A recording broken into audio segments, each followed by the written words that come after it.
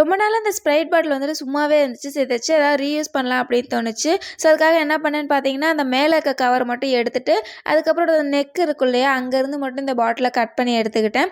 Cut பண்ணதுக்கப்புறம் பார்த்தீங்கன்னா, இத வெளிய நம்ம டெக்கரேட் பண்ண போறோம். ஸோ அதுக்காக நான் இங்க என்ன பண்ணேன்னா, இந்த ஸ்பாஞ்ச் ஷீட் இருக்கும் இல்லையா, ஸோ அதிலேயே பார்த்தீங்கன்னா, ஜஸ்ட் இந்த ஃப்ளவர் மாரி வந்துட்டு ஷேப்ல கட் பண்ணிக்கிட்டேன்.